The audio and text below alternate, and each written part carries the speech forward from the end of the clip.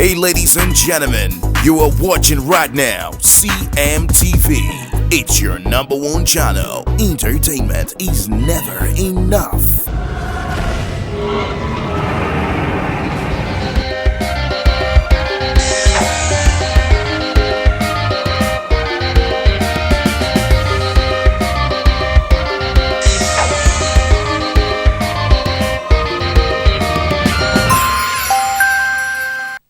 Another blessed day in the first month of the year 2017 and time for the newscast on CMTV. Thanks for joining us. Coming up, members of the Cameroon Anglophone Civil Society Consortium have declared another ghost town in West Cameroon from Monday 16 to Tuesday 17 January 2017 from 6 a.m. to 6 p.m. prompt. Tensions arise in Gambia as President Yahya Jammeh still refuses to step down from power for his successor Adama Barrow to take over. And in sports, the indomitable Lions of Cameroon over the weekend kick-started the 2017 African Cup of Nations in Gabon in a 1-1 tie with Burkina Faso. Details of this and more in a jiffy. Stay tuned.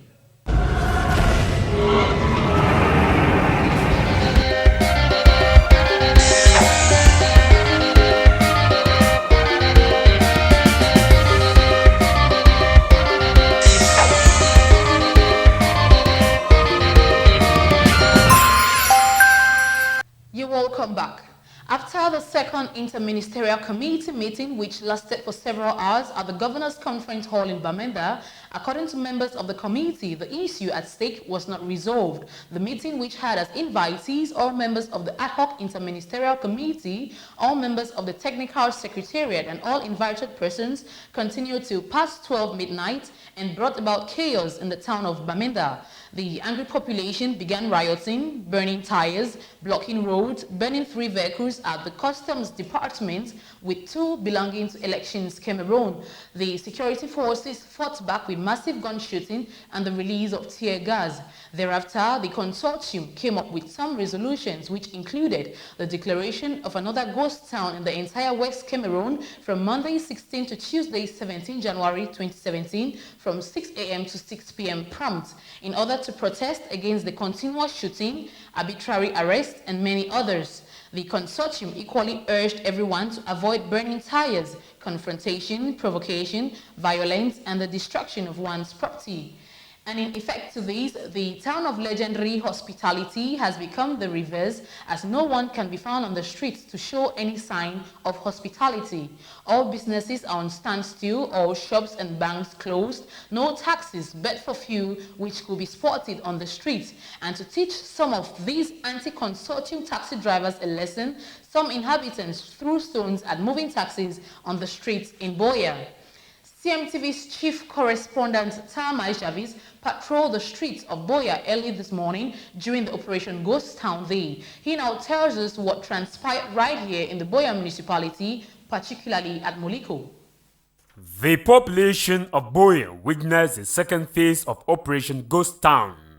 The pronouncement of Operation Ghost Town was done by the Anglophone Civil Society Consortium few days after talks between the government-created Ad Hoc Committee and the Teachers' Trade Union all went into a fiasco.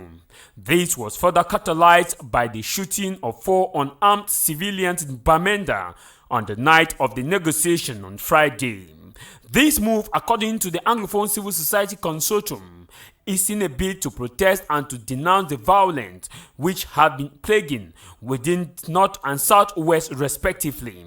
The demand for the Anglophone Civil Society Consortium at this particular point is on a federation, a 2-state federation where there will be West Cameroon and East Cameroon.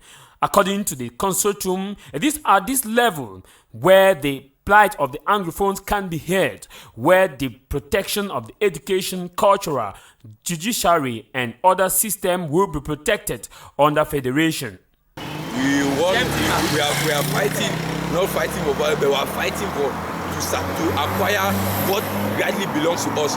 We need a change in our country. The Anglophones are suffering. We need a change. So for me, this goes down will prove to the government and all that agents like the UN worldwide that there's something happening in Cameroon, and they will come in for a better solution. Because only in your own home, I don't think it will be solved. But when you see this, the news will spread all over, and many agents will come in and we will help him. So my the ghost town is effective, and I see like a way forward. I have a positive impression towards this a strike. Normally, I want to say that it's really a marvelous strategy that has been implemented by the consortium. One in a kind, ghost town as well as civil disobedience. I want to appreciate because here there is no violence, there is no destruction, there is no killing. Here all the commercial activities are down, they are totally flat, no public vehicles moving. As well as people, you see people trekking long distances on foot. That's to say that they want to find a way forward for our problems, for the Anglophone problems to be solved. So I want to say that we are behind the consortium. Whatever decision that they are, we are behind them. The public is behind them, the community is behind them, looking forward to them. They should not relent until we have our stand, whether it's separation, whether it's federation. We are behind it. According to them, the government should try to create a referendum where the people of North and Southwest will all come together and decide if they choose a federal system of government or a different type of government.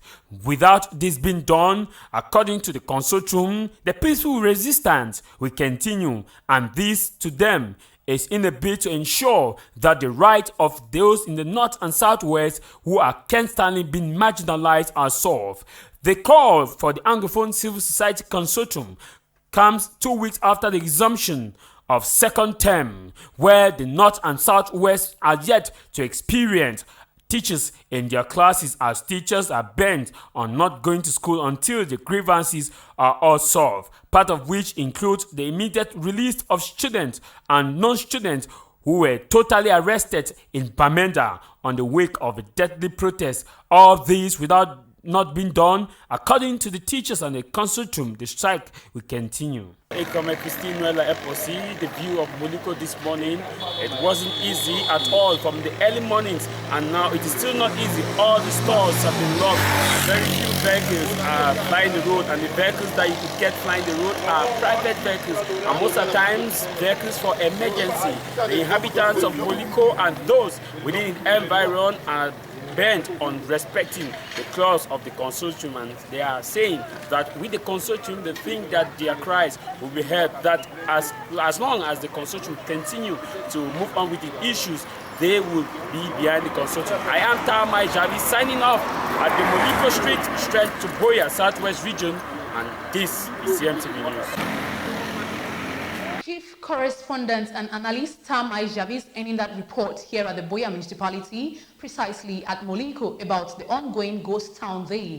Thank you, Tamai Javis, for that report.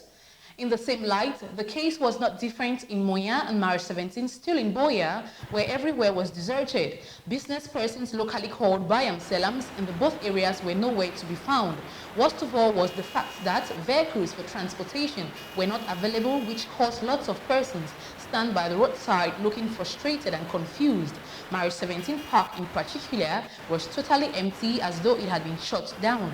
Moya, which is equally known for its busy nature, could during this period be compared to that of a cemetery. The ghost town to last for 2 days can so far be termed as a successful one, as the roads are dry as though no one ever lived in those areas.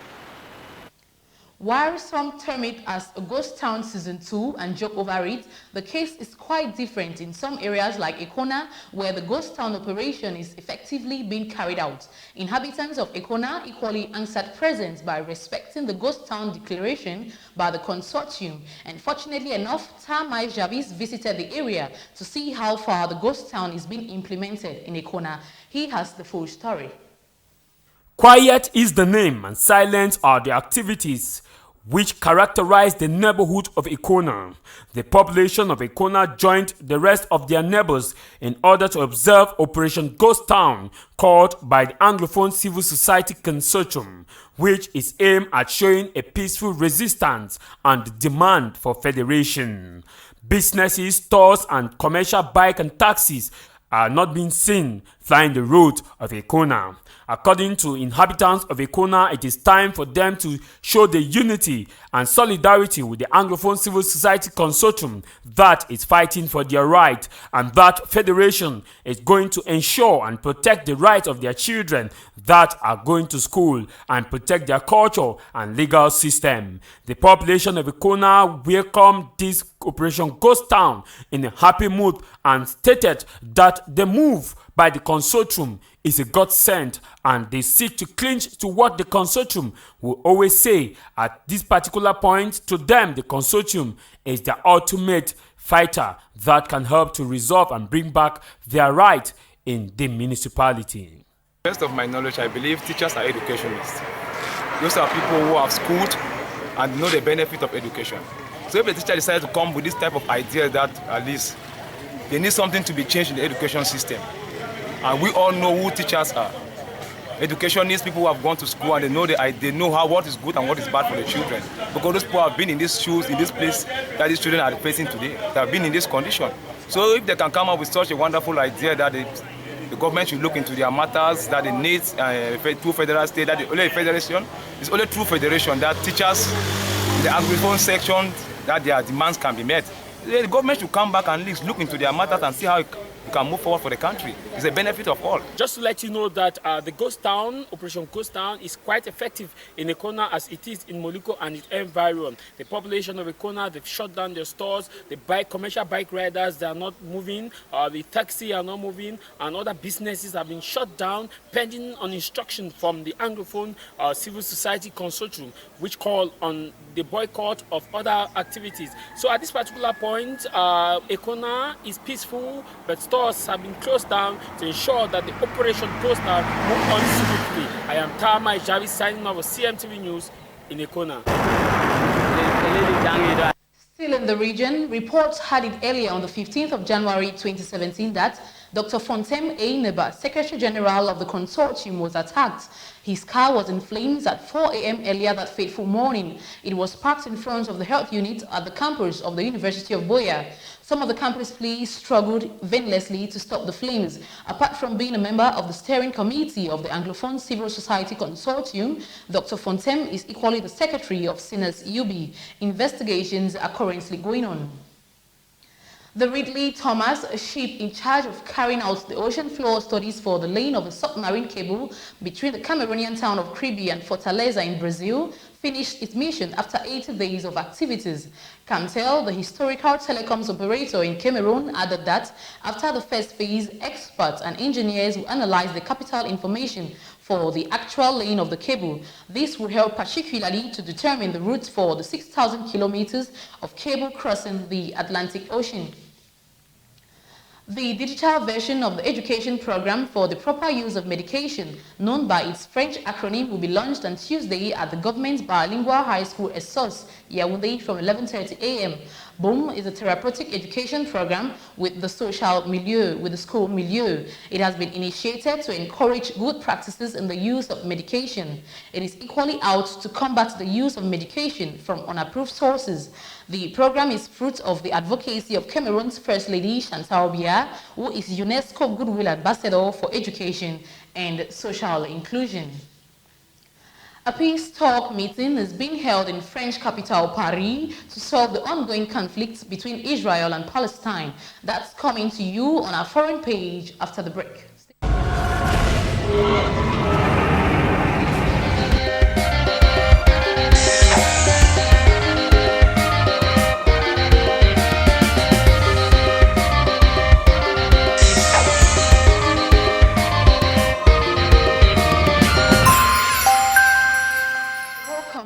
Let's now talk foreign news.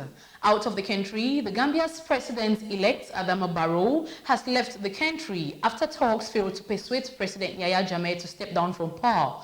Nigeria's President Muhammadu Buhari flew to Banjul to try to broker a deal, but Mr. Jammeh would not relinquish power. Mr. Barrow is now in Mali, where he will meet with West African leaders attending a summit there. The former estate agent wants to resolve the transitional deadlock so he can be sworn in next week. President Jammeh's term ends on Thursday. The African Union has said it will no longer recognize Mr. Jammeh's rule beyond this point. ECOWAS, a 15-nation bloc of West African states that organized the delegation, has said it will consider removing Mr. Jammeh using military force if he refuses to step aside.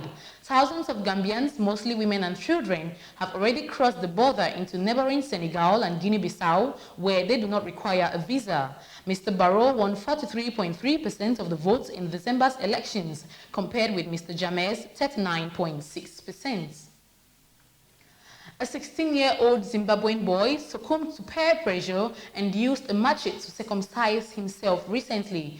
According to medical reports, the boy sustained injuries and subsequently spent 2 days in hospital for treatment. He was allegedly mocked by his friends who said he was not going to attract girls because he was not circumcised. It was not clear why the teenager tried to circumcise himself when voluntary male circumcision team visits his home area regularly.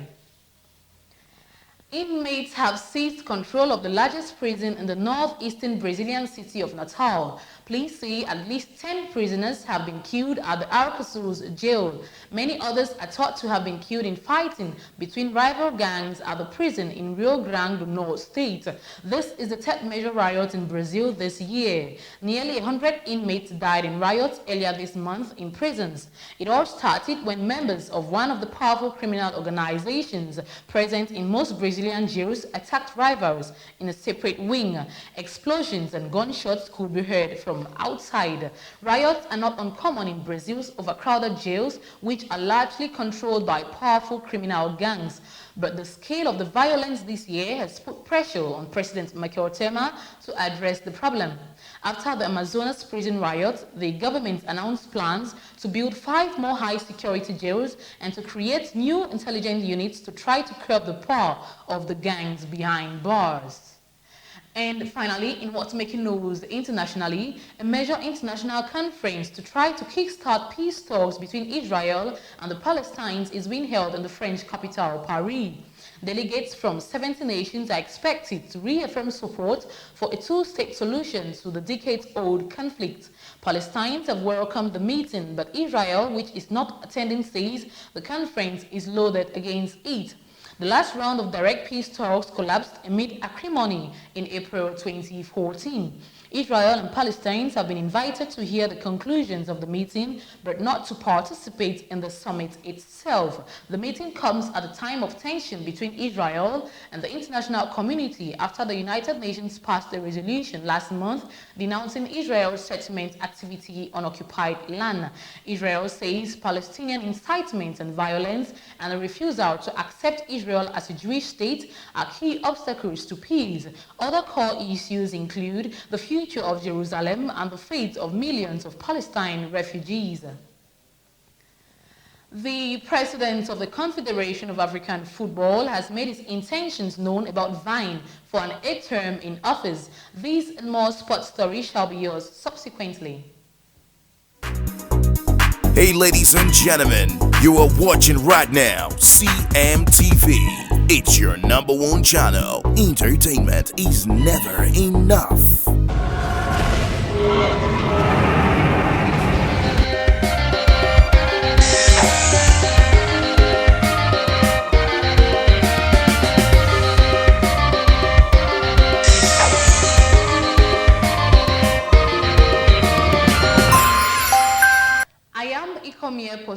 And it's the newscast on CMTV. In the world of sports, on our sports page, let's comment right here in the Buea municipality, where the Sunday Association, also known as SUFA, had their general come together recently, where the launch of their season training was announced alongside other pertinent issues. some of which include the new look of the Ngwazu snack bar, owned by a member of theirs and is now located opposite the University Junction behind the BSEC Bank. SUFA, which is known for supporting its members in every way possible, had the President of the General Assembly, the President of the Association, and equally the Vice President who came out to support their member. The veterans are preparing to host their seasonal tournaments as well as hosting the presidents of the various clubs all over Cameroon this coming month of February.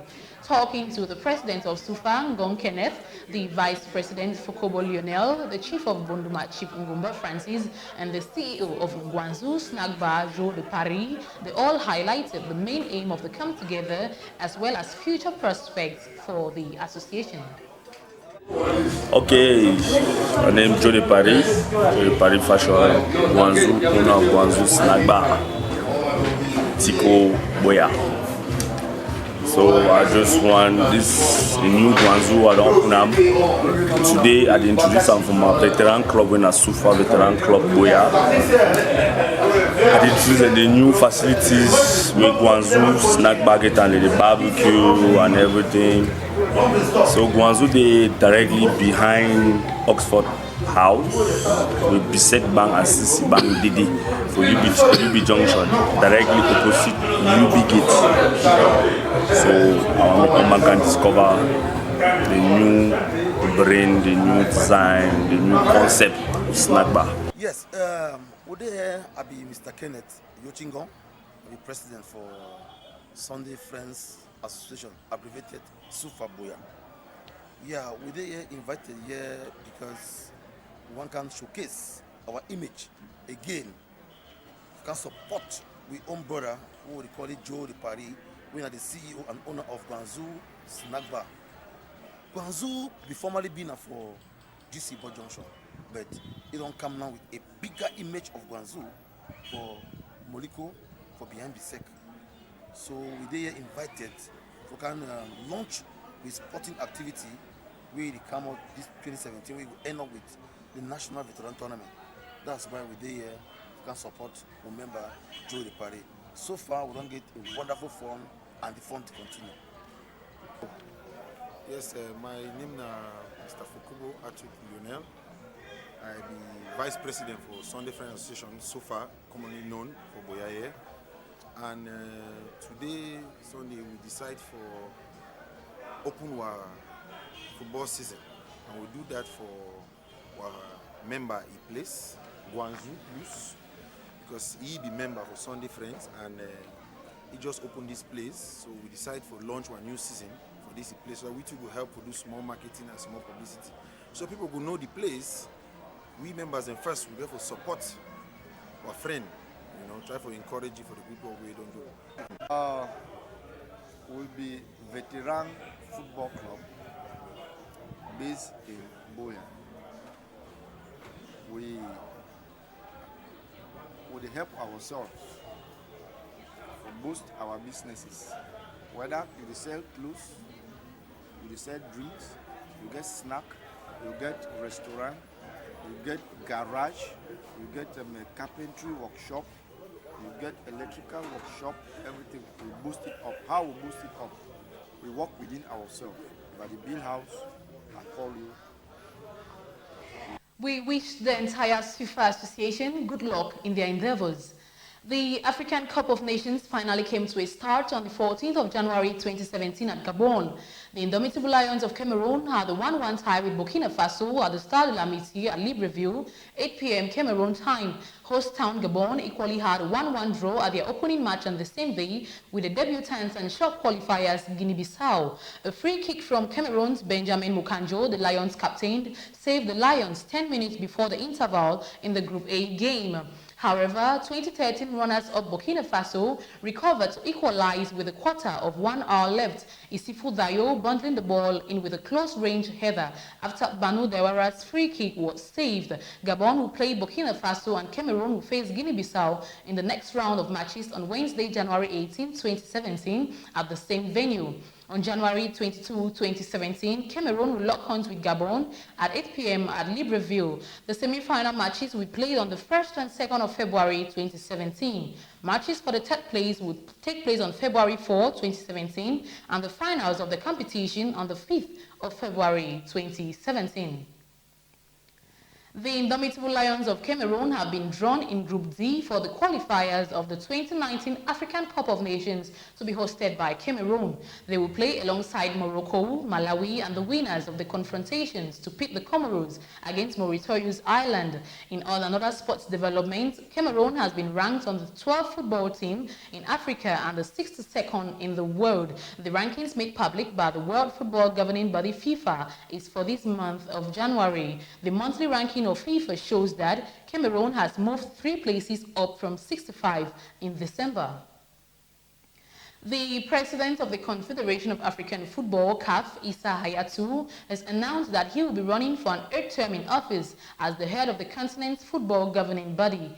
The 70-year-old Cameroonian had led the Confederation of African Football since 1998. He is widely expected to win the vote, which will keep him in office from 2017 to 2021. His rival for the election scheduled for March 16 is Ahmad Ahmad, the president of the Malagasy Federation. Hayatou assumed the presidency of the International Federation, FIFA, from October 2015 to February 2016 after the suspension of the deposed President Joseph Blatter and until the election of Gianni Infantino. Liverpool Football Club can confirm Joel Matip has been withdrawn from the selection for the recent Premier League fixture at Manchester United as the club continues to seek clarity from FIFA as to how eligible the player is. The Cameroon Football Federation have failed to confirm that Matip can therefore play club football during the period of the Africa Cup of Nations. Liverpool has subsequently reportedly sought, as a matter of urgency, clarity from FIFA in this regard. And finally, in the world of sports, according to reports, Diego Costa is unhappy with English football and wants to quit Chelsea as well as the Football Association. The 28-year-old told friends about his unhappiness in the Premier League and that he will push for a move away from Stamford Bridge in the January transfer window. The report also claims that Costa has agreed a deal in principle over a move to the Chinese Super League, but Chelsea are refusing to sell until at least the end of the campaign. Televiewers, it's always a rendezvous every 7 a.m. and 7 p.m. for CMTV's newscast, or catch us online at www.chilemusictv.com. And now, a reminder of our top stories. Hey ladies and gentlemen, you are watching right now CMTV. It's your #1 channel. Entertainment is never enough.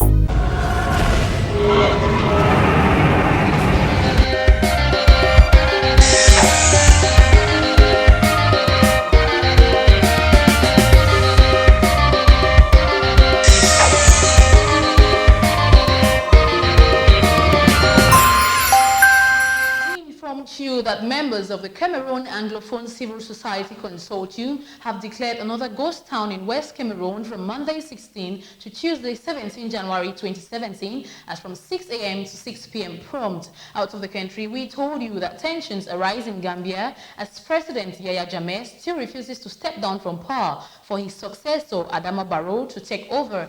And in the world of sports, you are informed that the indomitable Lions of Cameroon over the weekend kick-started the 2017 African Cup of Nations in Gabon in a 1-1 tie with Burkina Faso.